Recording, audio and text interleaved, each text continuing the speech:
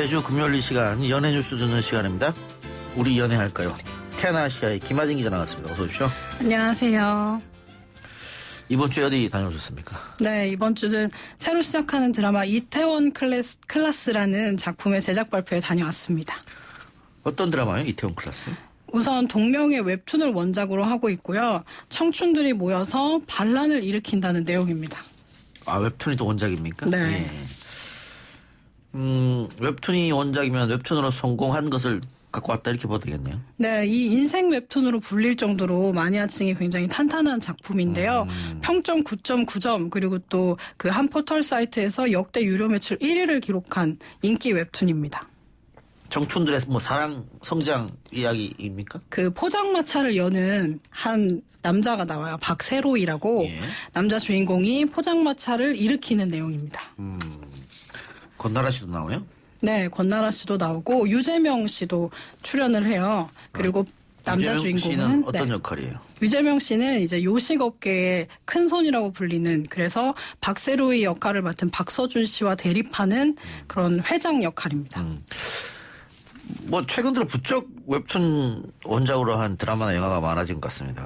네, 아무래도 사전 제작이 요즘에 굉장히 많아지고 있고 그러다 예. 보니까 이야기가 좀 탄탄한 작품을 고르고 또 신선한 소재를 고르다 보니까 웹툰이 좀 원작으로 하는 드라마가 많이 나오는 것 같아요. 예. 그 웹툰 원작으로 하면 최소한 평탄은 치지 않겠나 뭐 그런 생각도 있는데. 네, 아무래도 그 원작 팬들이 일단 첫 회는 시청을 할 테니까 이제 그런 것도 좀 요소가 되는 것 같습니다. 네. 이번 주 연예계에 단연 뜨거운 소식이라고 하면 BTS가 아닐까 싶은데, BTS가 K-팝 최초로 그래미 어워즈 무대에 올라서 퍼포먼스를 선보였네요. 네, 우리 시간으로는 지난 27일 제62회 그래미 어워즈에 출연을 했어요. 지난해에 이어서 두 번째 참석한 건데요.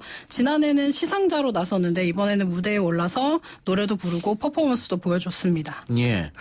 이런 퍼포먼스에 대해서 또 그 평가가 상당히 좋았겠어요. 네, 타임지는 우선 그래미 어워즈에 한국 그룹이 공연을 한 건 이번이 처음이라고 강조를 하면서 새 역사를 썼다 이렇게 극찬을 했고요. 그리고 그동안은 이제 방탄소년단이 칼군무 같은 걸 보여줬는데 네. 이번엔 굉장히 캐주얼한 모습을 보여줘서 색다른 매력을 뽐냈다 이렇게 이야기를 했습니다. 예. 구체적으로 어떤 퍼포먼스였습니까? 우선 그래미 어워즈에서는 릴 나스 X라는 가수와 함께 협업을 했어요. 네. 그래서 방탄소년단 자신들의 노래를 부른 건 아니었지만 굉장히 좀 프로페셔널한 모습을 보여줬고요. 그리고 이후에는 또 29일에 코든쇼에 출연을 했거든요. 토크쇼에. 거기서 최근에 공개한 그 블랙스완이라는 성공개곡을 맨발로 춤을 추면서 불러서 굉장히 또 화제를 모았습니다. 그래미 어워드 수상을 했습니까? 방탄소년단이?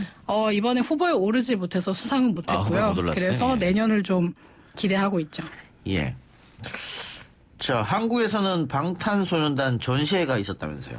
네, 제가 다녀왔는데요. 예. 이번에 방탄소년단의 뭐 음악 그리고 또 방탄소년단이 지금까지 보여준 메시지, 춤 이런 것들에서 영감을 받은 현대미술 작가 22명이 이제 현대미술 프로젝트 커넥트 BTS로 뭉쳤어요. 그래서 전 세계에서 전시회를 여는데 28일에 서울에서도 시작이 됐습니다. 현대미술 22명의 작가들이 BTS와 협업 이렇게 보면 됩니까? 네, BTS의 음악 그리고 또 그들의 춤에서 좀 영감을 받아서 전 세계 현대미술 작가 22명이 자신의 작품을 통해서 BTS를 표현했습니다. 대단하네요. 네. 예. 좀 설명이 필요할 것 같은데 어떤 작품들이 나왔는지. 저도 이제 우리나라의 동대문 그 플라자에서 이제 전시를 시작했는데 현대미술이라 그런지 사실 딱 보고는 이제 와닿지는 않았는데요. 예. 설명을 다 듣고 또 그들의 어떤 춤과 어떤 음악에서 좀 영향을 받았는지를 작가들이 세세하게 설명을 해줍니다. 그래서 방탄소년단은 화상통화를 통해서 작가들과 이야기를 나눴고요. 예. 그리고 이런 메시지를 좀 담아주세요. 이렇게 구체적으로 이야기한 것보다는 작가들의 역량을 좀 발휘할 수 있도록 이렇게 문을 크게 열어줬다고 합니다. BTS도 기분 좋겠네요. 이렇게 네. 전 세계 유명 작가들이 우리 음악과 함께 뭘 한다는 게. 네, 그래서 그 해외 일정으로 참석은 못했는데 영상을 통해서 축하 메시지를 남겼어요. 이렇게 언어와 또 나라의 장벽을 넘어서서 우리를 통해서 하나가 될 수 있다는 게 굉장히 기쁘고 행복하다 이렇게 이야기를 했습니다. 예. 새 앨범 나옵니까? 네, 다음 달 21일에 새 음반이 나오고요. 4월부터는 월드 투어에 또 돌입합니다. 월드 투어. 그렇군요. 바쁘네요. 여전히. 네. 예, 연예계 이슈 이야기 해보겠습니다. 배우 장미인혜 씨가 스폰서 제안을 받은 메시지를 공개하면서 불쾌감을 드러냈다. 어떤 내용입니까? 네, 장미인혜 씨가 오늘 자신의 SNS를 통해서 한 장의 사진을 올리면서 불쾌감을 토로한 건데요. 예. 어떤 네티즌이 이제 장미인혜 씨에게 메시지를 보냈습니다. 예. 자신은 재력가들과 스폰서를 연결해드리는 에이전트입니다. 이렇게 메시지를 보내 죄송하지만 호감이 있다고 자신의 고객이 이야기를 했는데 뭐 괜찮으시면 연락을 부탁드립니다. 이런 내용이었어요. 장미인혜 씨 굉장히 불쾌감을 표현하면서 이걸 공개한 겁니다. 예. 근데 이제 뭐 에이전트라고 하는 사람이 이런 식으로 접근합니까? SNS를 통해서? 네, 보통 일부 연예인들이 좀 공개를 하긴 했는데 이렇게 SNS를 통한 메시지로 메시지를 보낸다고 하더라고요. 장미인혜 씨뿐만이 아니고 다른 사람들도 공개했을 때 보니까 SNS로 하더라. 네. 누군지 추적이 불가능해서 그런가요? 아무래도 그런 측면도 있고 또 자신의 신분을 드러내지 않으려고 이렇게 예. 메시지를 통해서 접근하는 것 같습니다. 예. 이 장민혜 씨는 근데 예전에도 이런 비슷한 메시지를 받았었다면서요? 네, 2018년에도 이런 제안을 받은 메시지를 또 공개하면서 내가 이런 메시지를 받아야 되냐고 이야기를 하면서 또 불쾌감을 토로했고요. 장민혜 씨 외에도 뭐 걸그룹 출신들 또 배우 또 유명한 모델들도 이런 메시지를 종종 받는다고 합니다. 예. 누가 이런 제안을 할까요? 그게 확실하게 이렇게 드러난 건 아니지만 이 제안을 받아들였다는 사람을 제가 본 적이 없어서 누군지는 모르겠습니다. 네. 예. 실체가 있는 것인지 예. 아니면 그냥 장난으로 하는 건지. 네. 그래요. 장난일 수도 있겠네요. 네. 예. 그런데 뭐 어쨌든 이루어지지 않았기 때문에 경찰 수사가 들어가기도 좀 어려울 것 같고. 네, 그렇죠. 알겠습니다.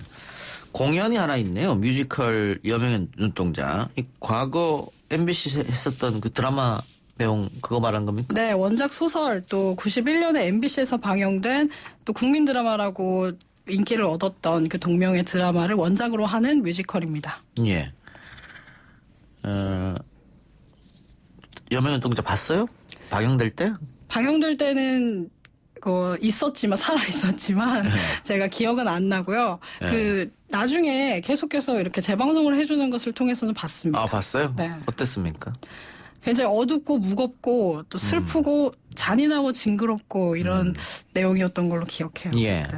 우리 현대사의 아픔을 이런 식으로 녹여낸 작품이 또 있었을까 네. 싶을 정도로 많은 분들한테 사랑받았던 드라마인데 이번에 이게 뮤지컬로 재탄생한다. 네. 예. 보셨습니까 혹시 뮤지컬은? 저는 뮤지컬은 다는 못 봤고요. 이제 프레스콜에서 조금 봤는데 사실 지난해 1월에 초연이 됐어요. 그런데 내용이 워낙 좋고 배우들의 열연이 호평을 받으면서 이번에 재연으로 다시 돌아온 겁니다. 예. 주인공이죠. 윤yok 역할. TV 드라마에서는 최시라 씨가 맡았는데. 네. 여기 이번에 누가 맡습니까? 뮤지컬 배우 김지연 씨 그리고 또 새롭게 합류한 박정아 씨가 연기를 하고요. 아, 두 사람이 번갈아서? 네. 이외에도 뭐 태희 씨, 이경수 씨, 또 온주환 씨, 마이클 리까지 굉장히 출중한 연기력과 가창력을 가진 배우들이 출연을 합니다. 예. 알겠습니다. 오늘 4부 끝나고 배경 음악, 클로징 음악으로 여명의 눈동자 메인 테마가 나간다고 하네요. 알겠습니다. 영화 이야기도 해보죠. 영화 사냥의 시간이 베를린 영화제에 초청이 됐네요. 네, 개봉을 앞두고 있는 작품인데요. 2월 20일부터 3월 1일까지 11일간 독일 베를린에서 열리는 제70회 베를린 국제영화제에 초청이 됐습니다. 어떤 영화입니까? 네, 이 영화는 우선 새로운 인생을 위해서 위험한 작전을 계획한 네 친구와 예. 또 그런 그들을 뒤쫓는 정체불명의 추격자의 이야기라고 하는데요. 좀 이렇게 들으면 히스테리한 그런 작품인데 예. 뭐 청춘들과 또 스릴러적인 요소를 좀 접목한 영화입니다. 예. 개봉도 하지 않았음에도 불구하고 영화제 초청받았네요. 네, 아직 개봉 전이고요. 그리고 이 영화제에서 처음으로 공개될 예정입니다. 아, 영화제에서? 네. 그러면 뭐 영화가 좋다 나쁘다 뭐 관객 반응이 좋다 나쁘다 이건 알 수 없겠네요. 네, 그렇죠. 이제 공개가 돼야 알 수 있겠죠. 한국판 매드맥스다 이건 무슨 말입니까? 우선 그 내용 자체가 한국판 매드맥스를 연상하게 한다 이렇게 좀 예고를 해서 예. 많은 사람들이 좀 주목하고 기대를 하고 있습니다. 예. 윤성현 감독이 9년 만에 작품을 낸 것이라고 하는데 윤성현 감독이 파수꾼. 네, 2011년에 개봉을 해서 그 10대 청춘들의 이야기를 굉장히 현실적으로 그려서 제32회 청룡영화상 신인감독상을 수상을 했는데요. 예. 9년 만에 새 작품으로 돌아온 겁니다. 예. 네. 저도 기억이 날 것 같은데 파수꾼 굉장히 재밌게 본 것 같은데. 네, 이재훈 씨가 등장을 하고 혹시 학교 폭력 관련 내용이 네, 있어요? 세 명의 친구들이 굉장히 서로 질투하고 시기하고 또 폭력도 나오고 그 사이에서 그 좀 인간의 심리를 좀 다 다루는 그런 이야기죠. 예.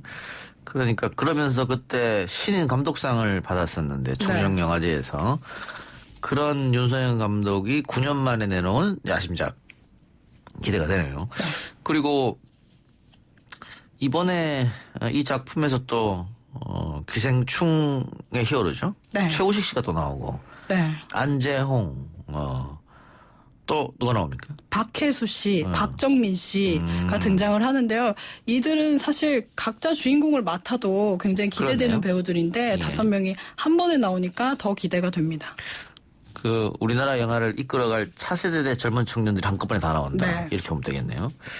예, 그런데 최우식 씨는 그러면 칸 아카데미 이어서 베를린까지 진출하게 됐습니다. 네, 그래서 굉장히 기분이 좋다고 이야기를 했고요. 그런데 아쉽게도 지금 촬영 중인 영화 일정 때문에 남은 해외 시상식에 참석을 못 하는데 항상 턱시도는 준비가 되어 있으니까 일정 조율만 해주시면 갈 수 있다 이렇게 좀 재치 있게 이야기를 했습니다. 예. 기생충 이후로 우리나라 영화의 위상이 많이 올라갔다 뭐 이런 얘기도 들리고 어쨌든 다양한 영화제에 우리나라 영화가 많이 초청되는 것 같습니다. 네, 아무래도 관심을 더 가지게 되고 또 이야기도 좀 더 주목을 받고 있는 것 같습니다. 알겠습니다. 오늘 우리 연애할 거 여기까지 들까요? 네, 예, 지금까지 텐아시아의 김하진 기자였습니다. 고맙습니다. 감사합니다.